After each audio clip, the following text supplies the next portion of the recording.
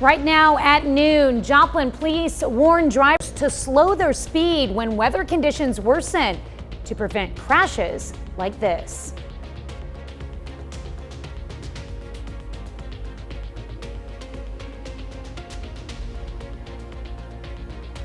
The winter storm threatens to bring dangerous conditions to the upper Midwest. The 4 states' most watched news starts now. Early morning rains create dangerous driving conditions for many 4-state drivers. This is KOAM News at noon. I'm Tanya Bach. Topping our first 7 minutes, Joplin police warned drivers to slow down in the rain as they worked 5 crashes during this morning's rainy commute. They responded to this 4th crash and another before 8 a.m.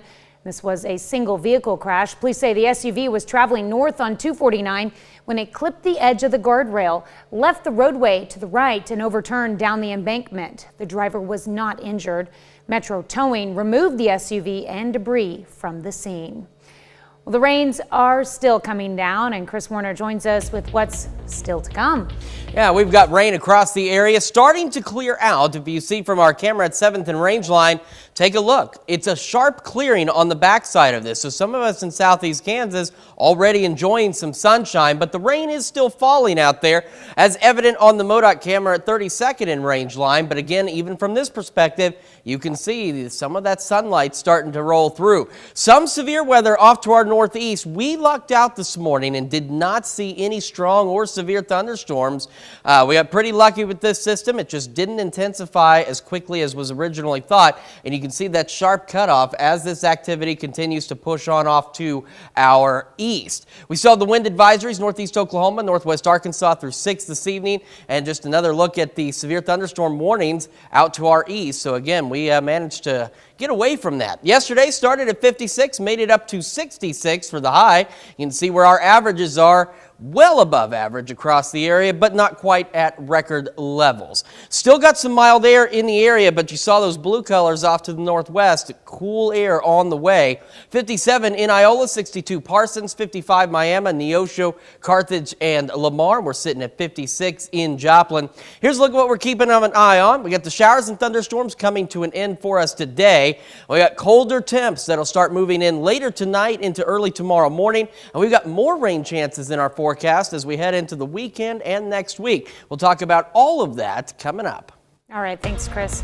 Well, more than 40 million Americans could be affected by frigid temperatures, strong winds, rain, sleet, and snow over the next few days because of a massive winter storm. Snow is already piling up in the upper Midwest, which is expected to face blizzard-like conditions. Christina Raffini reports from Minneapolis. The winter blast is whipping across the country, barreling through the Rockies, causing near whiteout conditions for drivers in Utah, downing trees and knocking out power lines along the west coast. Snow piled onto this highway in Idaho in just hours. The blizzard's bullseye is now over Minneapolis. We are bracing for what is likely to be one of the largest snowstorms in Minnesota history. The National Weather Service is predicting up to 45-mile-per-hour winds and difficult or even impossible driving conditions for travelers. Minneapolis-St. Paul Airport, a major Delta hub, is bracing for the possibility of widespread cancellations.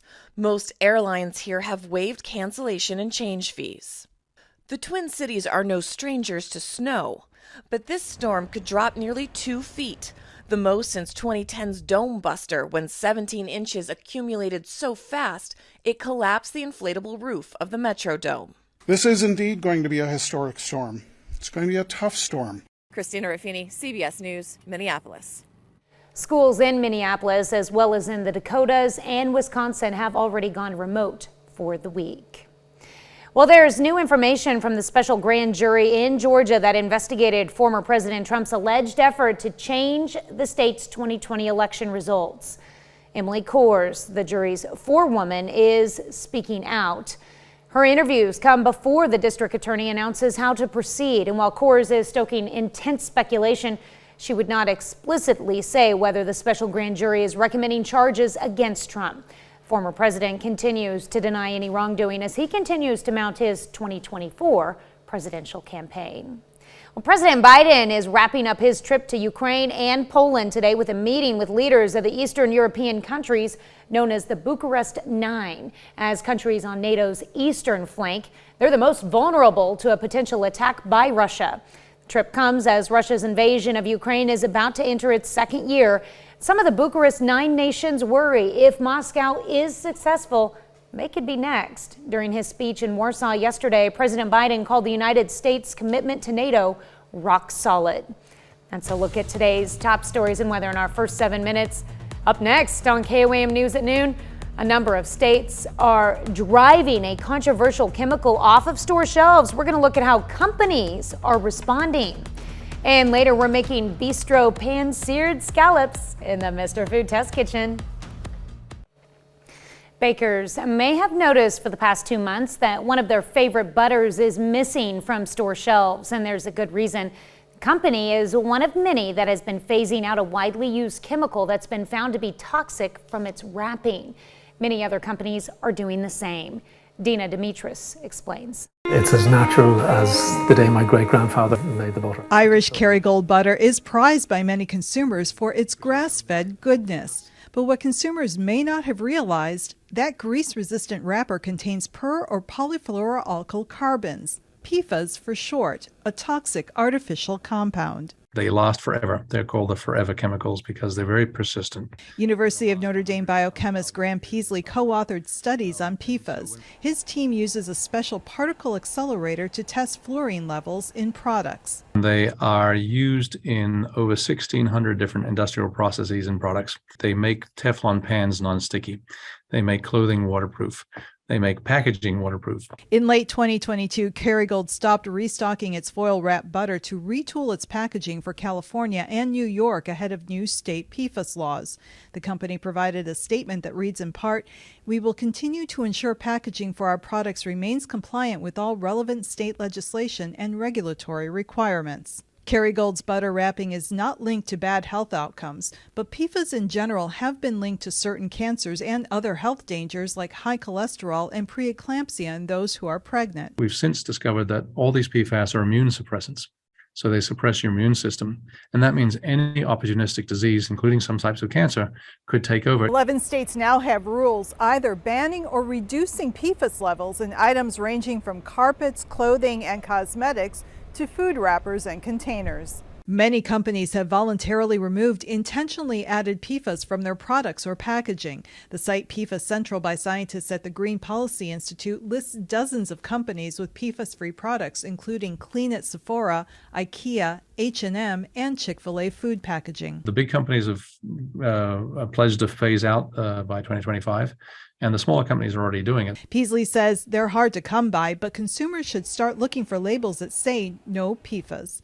Dina Demetrius, CBS News, Los Angeles. Meanwhile, Kerrygold says its popular butter is now returning to store shelves with its updated packaging. Still to come on the KOAM News at noon, Mr. Food. The fact that the sea is bigger than a bay has a lot to do with what we're whipping up today. Any ideas what it could be? But first, we are watching the showers and thunderstorms make their way out of here. But we've got colder temperatures behind that. We'll break it all down coming up.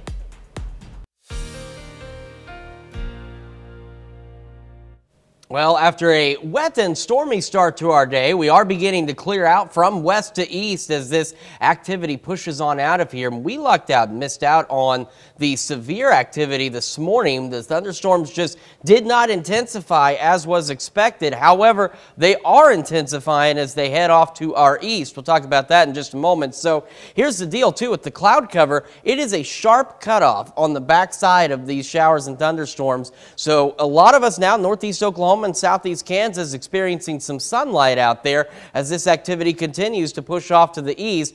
And off to our east, they've got severe thunderstorm warnings along these lines, stretching from Rolla to Columbia and then down around just east of West Plains. And these orange severe thunderstorm warning boxes are indicative that they believe that this particular line could potentially spawn a couple of spin-up tornadoes as well. So this is all racing off towards St. Louis and down towards southeast Missouri. So again, we missed out on the severe threat. I don't think that's a problem, but we are still dealing with winds. Even as the rain kicks out of here, we've got wind advisories, northeast Oklahoma, northwest Arkansas through 6 this evening. Everybody getting in on some wind gusts out here. This keeps updating, of course, as information comes in. But on average, here in the center, we've picked up a little over ½ an inch of rain. But you can see the darker greens down here and across parts of southeast Kansas picked up just a little bit more rain, upwards of 3/4 of an inch to an inch. Here we are, MoDOT camera 32nd in range line. This side, as the rain exits, is cloudy, but immediately behind it, it is clear. In fact, raindrops still falling on the camera. And it's a similar situation at 7th and range line. There's the clouds, and back behind the current conditions box is blue sky as this continues to move on out of here.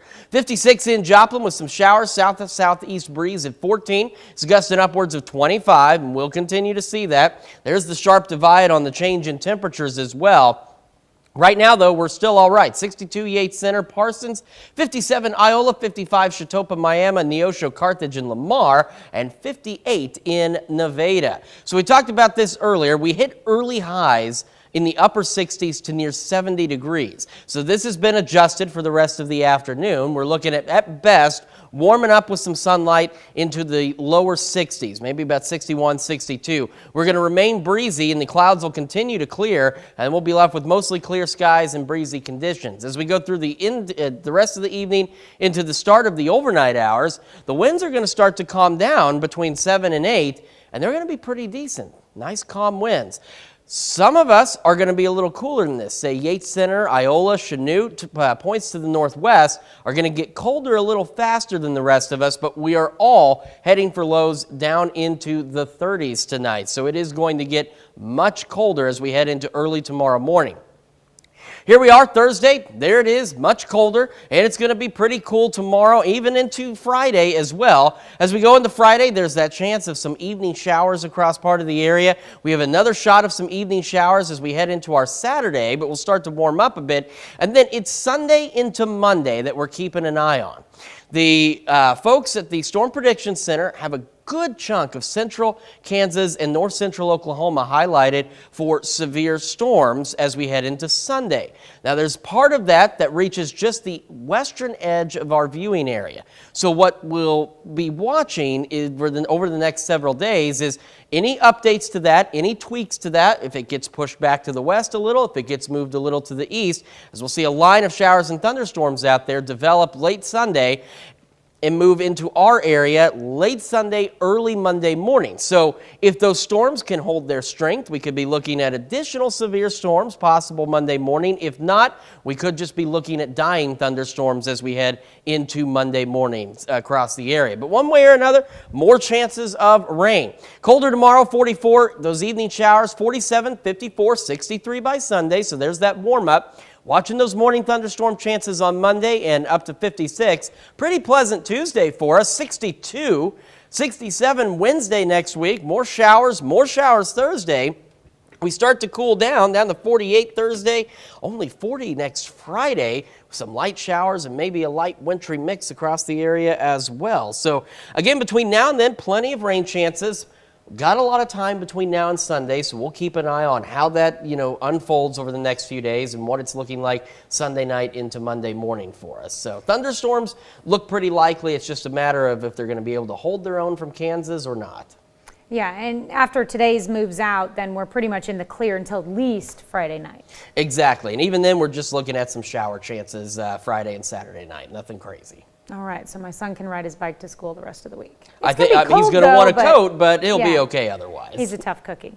He tried to do it this morning. We stopped him. That was a good call. All right, thanks, Chris.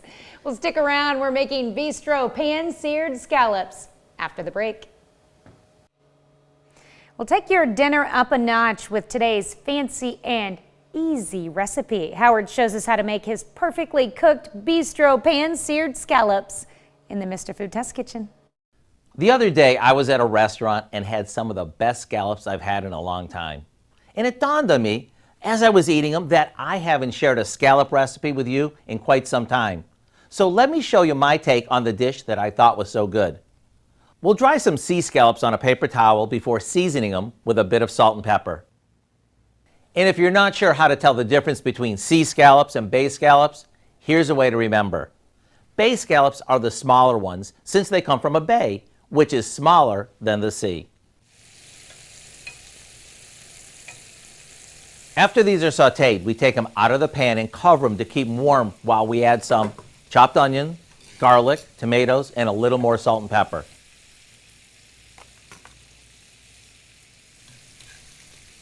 Once they're tender, we add a splash of white wine, or we can use chicken broth, along with some capers.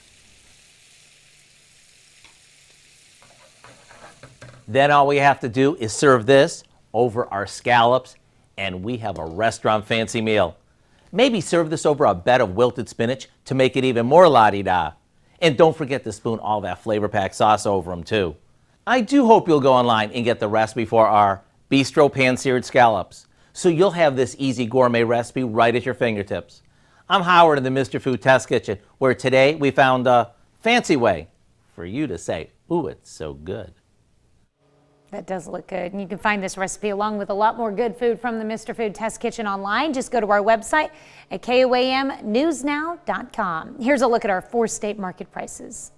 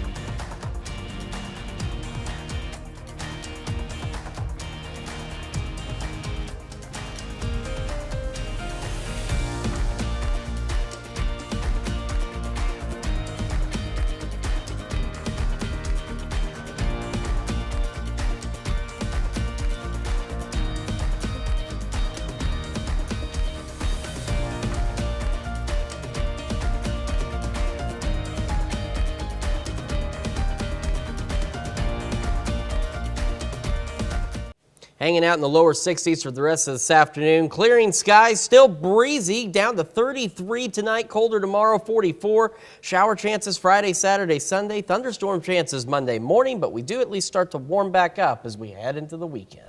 All right, what do we have coming up tonight at 5? Well, at 5, growing evidence shows the impact of racism, that is leading groups to have a tougher time getting a full night's sleep. In Health Watch, how that's putting them at a higher risk for some bigger health problems. Plus, quick action from a Neosho teacher saves the life of a middle school student. And there's a few cities in the 4 states celebrating their 150th birthdays this year. We're going to look back at the history of Chanute, Kansas. Hope you'll join us for those stories, a lot more, of course. It's coming up on KOAM News at 5. All right. You're not close to turning 150 yet, are you? Not quite, no. My sesquicentennial is still a few years away. That's good. Just kidding, pal. All right, thanks for joining us for KOAM News at Noon. We'll see you right back here at 5 o'clock.